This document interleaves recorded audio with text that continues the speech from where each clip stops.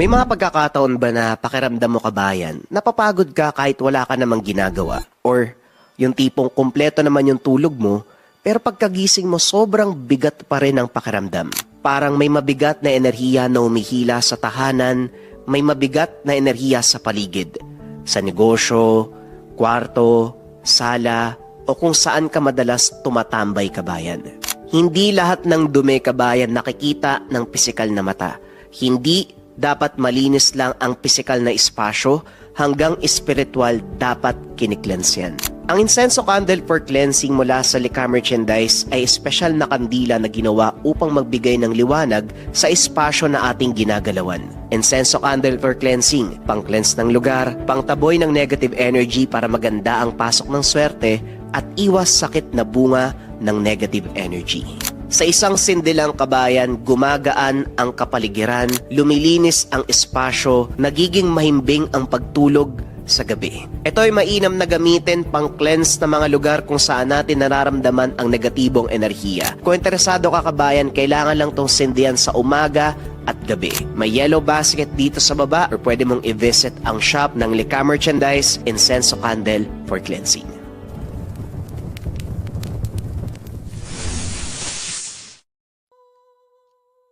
Ang kwentong ito ay hango sa totoong buhay. Mula ito sa isa nating kabayan na itago na lamang natin sa pangalang Liboy. Walang eksaktong taon, probinsya ng Rizal. May mga taong nabiyayaan ng sobrang kaalaman.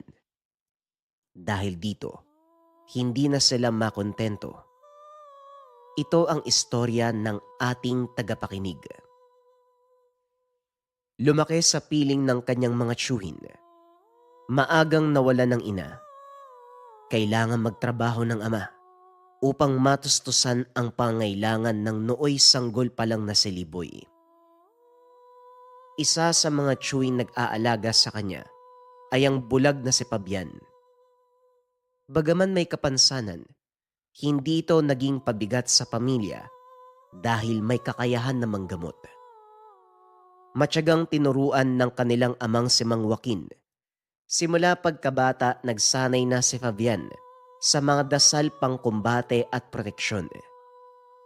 Sa kalaunan, naging biyasa ito sa mga dasal na gawang makapanggamot sa edad 16. Kinilala ang kausayan ni Fabian sa kanilang lugar. Hanggang sa dumating ang panahon, kinakailangan na ni Mang Joaquin na magretiro. Si Fabian ang nagmana ng lahat ng kagamitan ng matanda, kasama ang mga medalyon at talandro. Dahil hindi naman nakakabasa, nagpasya si Fabian na itago na lamang ang mga libretang naglalaman ng dasal. Nakabisado niya na ang lahat. Bagaman may mga aral pang natututunan mula sa mga aklat, minabuti na lang ni Fabian na makontento sa kung anong kaalaman ang meron siya. Hanggang sa isinilang na nga si Liboy, iniwan ito ng amang si Jerry sa kanilang pangangalaga. Pasensya ka na, Diego, ha? Fabian, alam ko mahirap para sa inyo mag-alaga ng sanggol pero wala na akong ibang malalapitan para kay Liboy eh. Kailangan ko magtrabaho para matustusan ang pangangailangan niya. Wika ni Jerry. Wala kang dapat alalahanin, Manong Jerry. Pamangkin namin ang batang ito, kaya buong puso naming tinatanggap ang responsibilidad bilang pangalawang magulang ng anak mo. Wika ni Diego. Makakaasa kang aalagaan ng maayos ang anak mo, Manong. At isa pa, nandito naman ang asawa ni Diego. Wala din silang anak, kaya siguradong matutuwa yon pag nalaman niyang iiwan mo dito si Liboy. Wika ni Fabian. Sigurado yan, Manong. Kaya wala kang dapat ipag-alala. Itoon mong isipan sa trabaho. Pero wag mong kakalimutang dumalaw paminsan-minsan. Nang sa ganon, hindi makalimutan ng anak mo ang boses at itsura mo. Maraming salamat mga kapatid, ha? Talaga maaasahan kayo. Hindi na ako magtatagal pa. Nag-aantay sa bayan yung sasakyan ko papuntang Maynila eh. Malapit lang naman. Kaya sigurado, Kahit 1 o 2 beses sa isang buwan makakadalaw ako. Matapos ang pag-uusap, umalis na si Jerry. Pero taon ng binilang, nagkaisip na si Liboy. Hindi man lang nito nasilayan ang mukha ng ama sa personal. Nang mga panong ito binata na si Liboy, lumaking mabuting tao dahil na rin sa paggabay ng 2 tiyuhin na tumayong mga magulang. Maligayang kaarawan, Liboy. Ngayong araw, 18 taon ka na. Hindi ka na bata. Ngunit hindi pa rin ganong katanda. Marami ka pang dapat matutunan, kaya huwag kang magsasawang makinig sa payo namin ng tatay Pabian mo. Maraming salamat po, Tatay Diego. Huwag po kayo mag-alala. Hindi ko kakalimutan ang mga aral na natutunan ko sa inyo. Mabuti naman kung ganon. Isang bagay lang ang palagi naming ipapaalala sa'yo. Piliin mong maging mabuting tao. Maraming bagay at pangyayari ang mararanasan mo pa na maaaring magtulak sa'yo na gumawa ng masama. Ngunit isipin mo palagi na hindi ka ginawa ng Diyos para maging perwisyo sa kapwa mo. Lagi ko pong tatandaan yan, Tatay Fabian. Nung una, hindi ko masyadong maunawaan ang sinasabi mo pero sa katagalan, unti-unti na akong naliliwanagan. Tama din po kayo, Tatay Diego. Marami pa akong dapat matutunan kaya wag po kayo mag-alala. Sisiguraduhin ko na may bakante akong sisidlan para sa mga pangaral ninyo. Wika ni Liboy habang itinuturo ang sentido. Napatingin ito sa larawan ng ama. Biglang nagbago ang reaksyon ng muka. Anong problema? Bakit bigla ka nalungkot? Alam ko ang iniisip mo, Liboy. Hindi kita nakikita, pero kaya kong basahin ang emosyon mo sa pamamagitan ng pakikinig sa iyong paghinga. Alam mo yan, huwag ka magsisinungaling. Anong problema? Naalala ko lang po kasi si tatay. 18 taon na ako. Hindi ko pa siya nakikita. Hindi pa rin siya bumabalik. Di rin namin alam kung ano nangyari sa tatay mo eh. Pero huwag kang mawalan ng pag-asa. Siguradong may dahilan kung bakit hindi pa siya nakakabalik. Palagi mong tatandaan, mahal na mahal ka ng tatay mo, Liboy. Walang ama ang hindi kayang magmahal sa mga anak. Kaya huwag kang panghinaan ng loob. Sa takdang araw, magkikita din kayo ng tatay mo. Alam ko naman po yun kaso nalulungkot lang ako dahil ni minsan hindi man lang ako nagkaroon ng pagkakataong kumain kami ng sabay. Kagaya ngayon. Hindi na nakapagsalita ang 2 tiyuhin dahil alam nila ang pakiramdam ng binata. Pinili na lang ni Fabian na ibahin ang usapan. Teka. May naalala ko, Liboy. Maaari mo bang kunin ang maliit na kahon doon sa kwarto ko? Sumunod naman ng binata. Inabot nito sa tiyuhin ng kahon at muling naupo. Aba, mukhang espesyal ang laman ng kahon na yan, Pabian ah. Tama ka. Espesyal talaga ang regalo na to. Dahil kaarawan ng pinaka-espesyal na tao sa bahay na ito. Wika ni Fabian habang binubuksan ang maliit na kahon. Nanlaki mga mata ni Liboy nang makita ang laman nito. Hindi po ba kayo nagbibiro, Tatay Fabian? Ibibigay mo sa akin yan. Alam niyo kung gaano kong pinangarap na magkaroon ng ganito. Alam ko. At nararamdaman kong ikaw ang susunod sa mga yapak ko. Kaya siguro panahon na para ipamana sa iyo ang pinagmula ng lahat ng kaalaman ko. Ang libreta ni Lolo Joaquin. Hindi makapaniwala si Liboy. Pinamana sa kanya ng tiyuhin ang libreta ng kanilang ama. Ang buong akala ng binata, hindi niya ito mahahawakan. Ipinagkaloob namin sa iyo ang libretang yan. Pero hindi ibig sabihin, ipinapasa namin sa iyo ang bigat ng responsibilidad na nakaakibat ng mga kaalamang taglay Nasa iyo ang pagpapasya, Liboy. Matagal ko nang pangarap na matutunan ang mga aral sa libretang ito. At alam niyong, gusto ko ring maging manggagamot. Kaya wag po kayo mag-alala, Tatay Diego, Tatay Fabian. Ako mismo ang pumipili na tanggapin ang responsibilidad ng isang manggagamot. Nang mga sumunod na araw, tinutukan ng binata ang pag-aaral ng mga dasal at sa paggabay ng dalawang tiyuhin, nagawa niya itong matutunan. Handa ka na para sa una mong pasyente, Liboy. Kami mismo ng Tatay Diego mo ang makakapagpatunay. Ngayon, susubukan natin ang antas ng kaalaman at kakayahan mo sa panggagamot. Maya-maya pa dumating ang isa sa mga pasyente. Biglang nakaramdam ng kaba si Liboy. Dahil sa pagkakataong iyon, hindi na siya manonood. Siya na mismo ang gagamot. At teka, sandali lang, Tatay Fabian. Hindi pa ako handa. Sa tingin ko, handa ka na. Bilisan mo! Nag-aantay ang pasyente natin. Nataranta ang binata. Naupo ito sa tapat ng pasyente. Lumapit ang dalawang tiyuhin. Tumayo sa tabi nito. Ramdam ko ang kabayong tumatakbo sa dibdib mo, Liboy. Patahanin mo yan. Huminahon ka. Hingang malalim. Ipinikit ng binata ang mga mata. Huminga ng malalim. Kahit papano kumalma si Liboy, bagyang nawala ang kaba nito.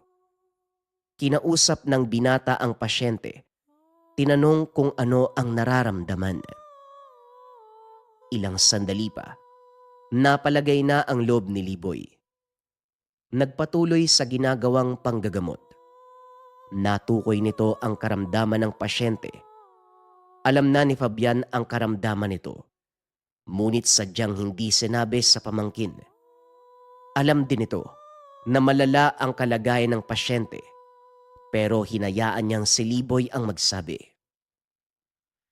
Malala na po ang pamamaga ng iyong atay. Kailangan po ng eksperto sa medisina. Kapag hindi naagapan, pwede po kayong mamatay. Nagulat ang pasyente sa narinig.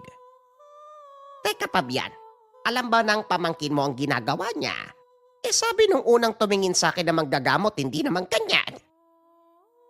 Wika ni Aling Masing. Lumapit si Fabian at nagsalita. Wala akong duda sa sinabi ng pamangkin ko. Alam kong totoo ang mga nakita niya. Dahil ako mismo ang nagturo sa kanya. Malaki ang tiwala ko sa kakayahan ni Liboy. Ngayon kung hindi ka maniniwala sa kanya, bakit hindi mo subukan magpatingin sa doktor? Ikaw mismo magpatunay. Dahil sa pagkadismaya, dali-daling tumayo ang pasyente. Ngunit bigla itong napaupo. Nakaramdam ng matinding sakit sa tagiliran. Gaya nga po ng sinabi ko sa inyo, malala na po ang pamamaga ng atay. Hindi po pwede ang bigla ang pagkilos. Wika ni Liboy habang inaalalayan ang pasyente. Mabuti pong pakinggan niyo ang sinasabi ng pamangkin ko. Magpahinga po muna kayo. Maya-maya mawawala na ang pananakit. Nagawang matukoy ni Liboy ang karamdaman ng pasyente. Ngunit para sa kanya, kulang ito. Napansin ni Diego na tulala ang binata, kaya nilapitan niya ito upang kausapin. Bakit, Liboy? Anong problema? Yung pasyente ko po kasi. Ganun talaga. May mga taong hindi marunong tumanggap ng katotohanan kasi masyadong masakit para sa kanila. Pero mahusay ang ginawa mo. Nagawa mong matukoy ang sakit niya. Hindi naman po yun yung inaalala ko, tiyo eh. Alam kong normal sa pasyente ang ganong reaksyon. Lalo pa kung sasabihin na malubha na ang lagay niya.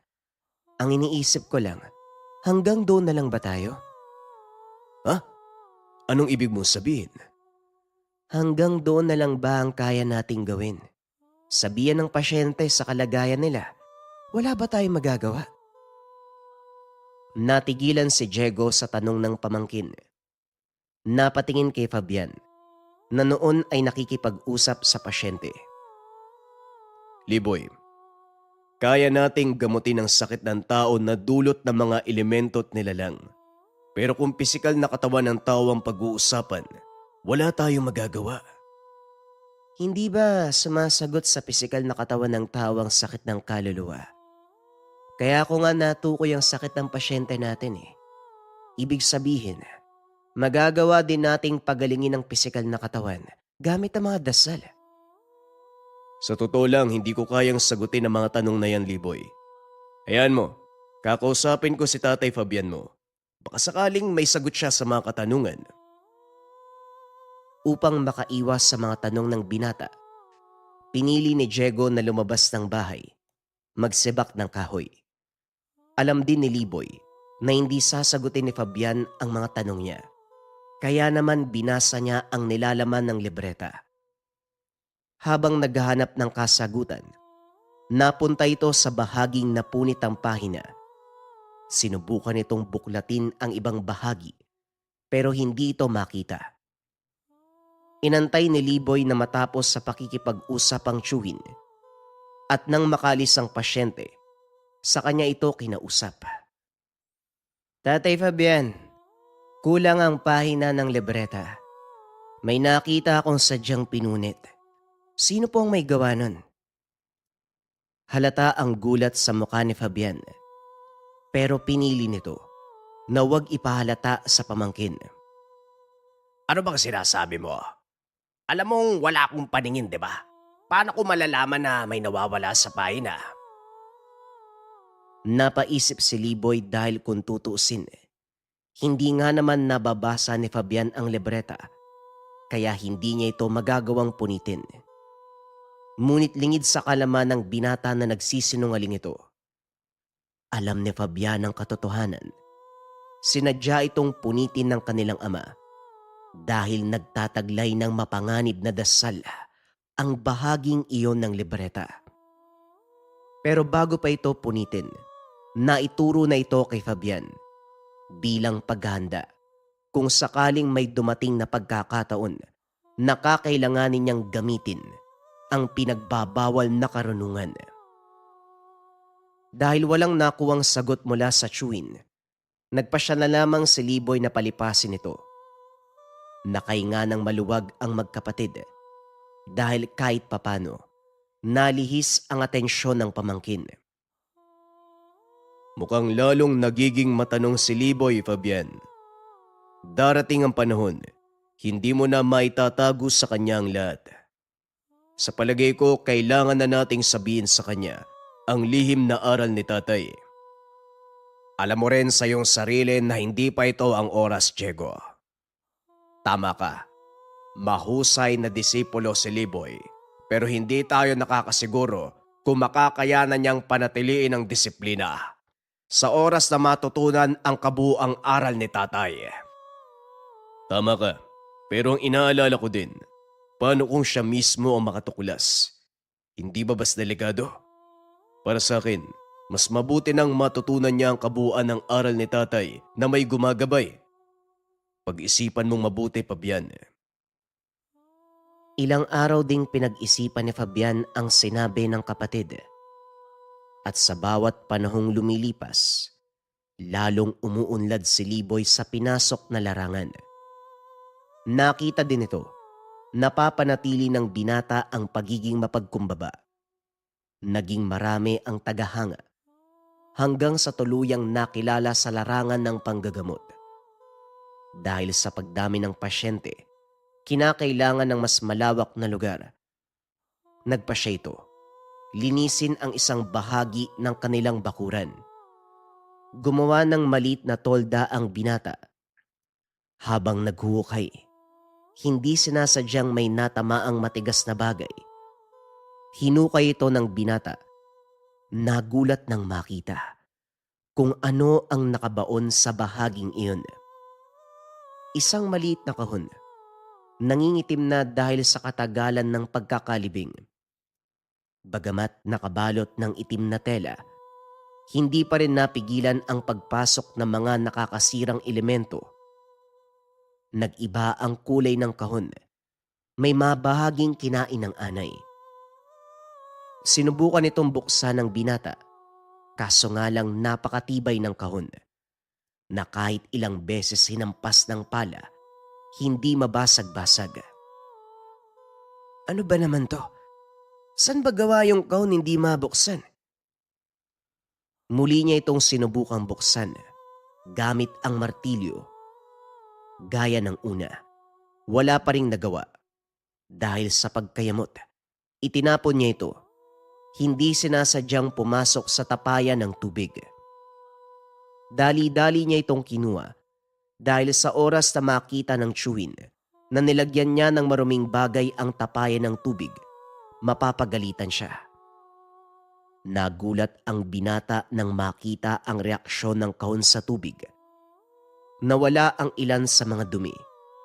Lumabas ang mga letrang nakasulat. Kumuha ng matulis na bagay si Liboy upang linisin ang mga letra. Dito napagtanto ng binata na ang mga letrang yun walang iba kung hindi ang kwadro ng Sator. Napangiti si Liboy dahil alam niyang may mahalagang bagay na nakatago sa loob ng kahon. Senelyo ito, gamit ang isang makapangyarihang orasyon. Itinago ng binata ang kahon, nagpatuloy sa ginagawa. Nang matapos ang kubo, muli nitong binalikan ang mga aral na itinuro sa kanya ni Fabian. Kabilang dito ang malakas na orasyon na nakakapagbukas ng selyo. Napangiti si Liboy nang mahanap ang orasyon. Ginamit niya ito at nagawang buksan ang kahon. Nagulat ang binata dahil ang nilalaman ng selyadong sisidlan ay ang pinunit na pahina sa libreta ni Tandang Joaquin. Dito ay natuklasan ng binata ang ilang paraan kung paanong pagalingin ang pisikal na katawan ng tao gamit ang mga dasal. Pero lingid sa kalaman ng binata na may kapalit ito. Matapos pag-aralan ng sekreto ng mga tinatagong kasulatan, nilapitan nito si Fabian at kinausap. O Liboy, may kailangan ka ba? Meron po, Tatay Fabian. Sa palagay ko, kaya kong pagalingin si Aling Missing. Ha? Paano mo gagawin yon? Hindi ba sinabi ko sa'yo, imposible siyang gumaling? Wala pong imposible sa lihim na karunungan. Sa oras na mapag-aralan mo ito at maunawaan, magagamit mo ang buong nakatagong kapangyarihan ng bawat dasal. Hindi ba yan ang palagi niyong sinasabi sa akin? Bakit hindi niyo po ipatawag si Aling Missing? Tigilan mo ako, Liboy. Magsasayang ka lang ng panahon at isa pa. Hindi na makakapunta si Aling Missing. Nakaratay na ito sa ospital. Kung hindi niya kayang pumunta, ako ang dadalaw sa kanya.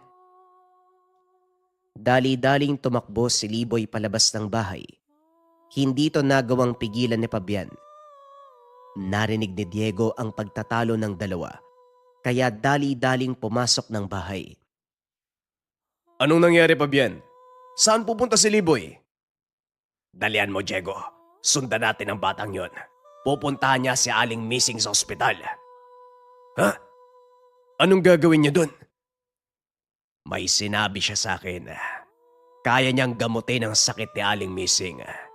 Malaking gulo kapag nakita siya na makaanak doon. Naku, ito talagang si Liboy.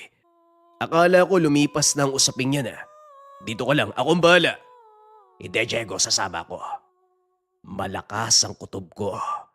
May natuklasan ng binatang yan. Maaari siyang mapahamak. Dali-daling umalis ang dalawa. Pagkarating sa ospital, nakita ng mga ito. Kausap ni Liboy si Aling Missing. Mabuti na lang, walang dumalaw na kamag-anak. Akbang lalapit na si Diego, pero pinigilan ito ni Fabian. Teka, tignan natin kung anong gagawin ni Liboy. Baka mali ang hinala ko. Sige, Fabian. Makinig muna tayo sa labas.